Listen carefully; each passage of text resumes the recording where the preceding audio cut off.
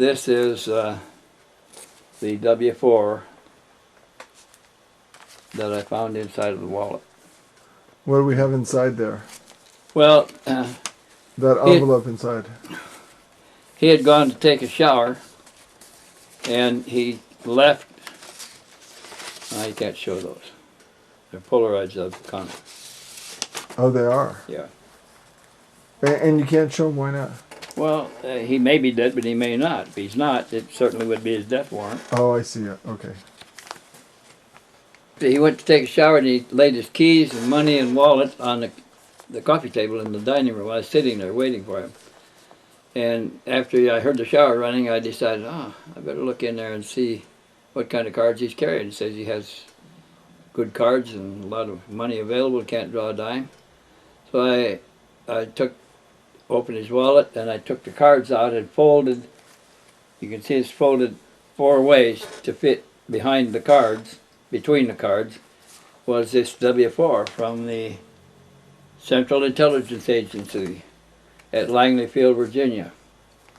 And it shows that he was drawing a salary of $72,725.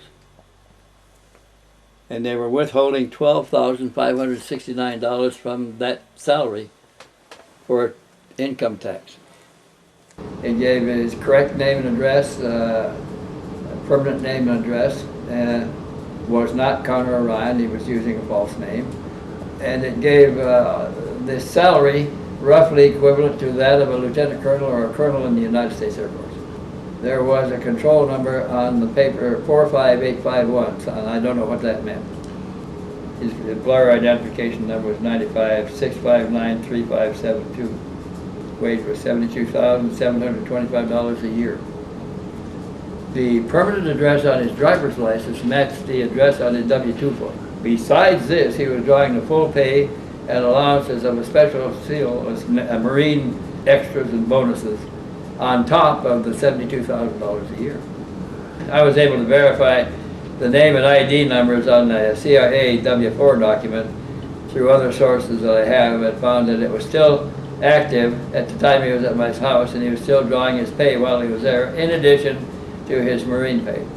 I knew that Connor Orion was a false name, and that he probably had other false names as well, but I had a permanent name and address which agreed with the permanent name listed on the W-4 statement from the Central Intelligence Agency. And so I believe that I had some substantial information on who this guy really was. He certainly wasn't Connor Orion.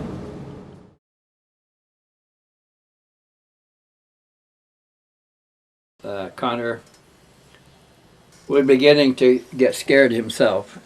Up to this time, Connor had never touched anything in my house. We left money out deliberately to see if he was after money. He had been very faithful about everything and right up front with us on everything he said. We knew he didn't have any money, so we gave him money to eat on and for personal necessities, but he didn't bother anything in the house until after his meeting with his mentor. All agents have a mentor who is responsible for the training and also responsible for the failure of their training programs. Every active CIA officer has a mentor above him who is responsible for his training and guidance and conduct afterwards. And if anybody fails, the mentor also loses some stature because he has failed in properly training his protege. And so everybody is affected. He's now failed in his training. He's broken the rules. He calls his mentor, so now the mentor is certainly in trouble also. And like all CIA, you never fully retire. You retire from active duty. Business is brought to you by the government to make you a good living in retirement. So he had called his mentor. Every agent has a mentor that is responsible for them. He called his mentor, CIA mentor, was a rancher over in Dallas, retired, and they never fully retired. And the rancher says, yes, I've got word that they put a hit order out on you, a termination order out on you. And he said, where is there a little airfield I can land nearby quietly? that we can talk? And we told him about Ryan Field, and he said, I'll see you tomorrow. And he came in about 8 o'clock. Connor borrowed my car to drive over to Ryan Field to meet him. And then when he came back, he began to be devious about his answers to our questions. He didn't answer them directly. He began to act differently.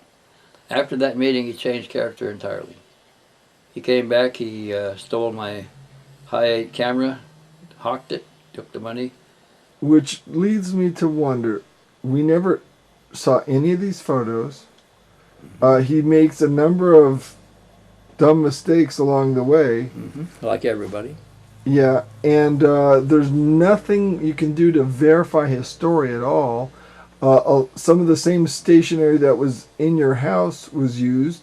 Was he under your surveillance 24/7? Were there? No. So there were opportunities that he had to steal the stuff, type up the letters, handwrite the letters himself, stick them in your. Do you think he was doing? Some of the letters appeared after we left, and I was, at that time I was typing on books too, and I had my typing all laid out there.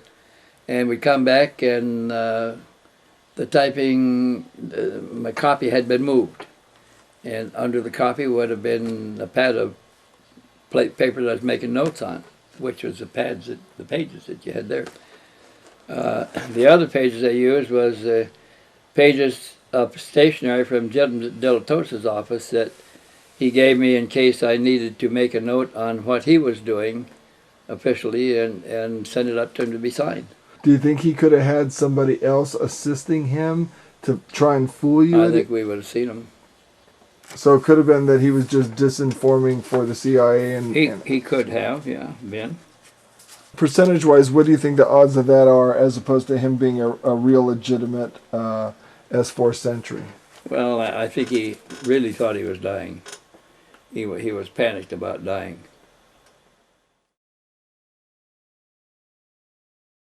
Finally, Connor asked for my car to go make the telephone call, and he came back somewhat disturbed and said that he had been told that orders had been issued to terminate him, and he was really worried now. At that point, we decided to raise his profile so that such a termination would draw the interest of hundreds of UFO buffs now wanting to check on Area 51 and S4.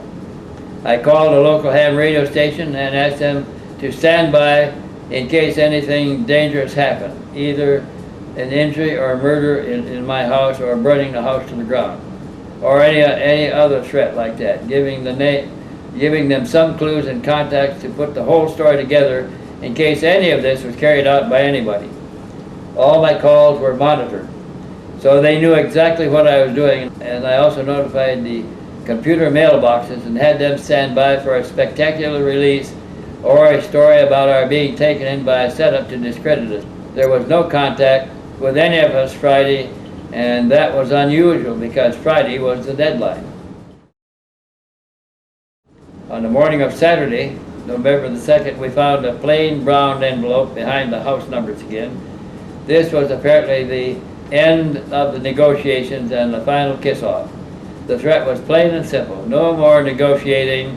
They would not hesitate to take out my whole neighborhood if necessary, and the reference to the term Malakia meant just that. I asked Connor what does Malakia mean. He said it was an entire busload of people were terminated to get one man on the bus. The rest of them were all innocent parties.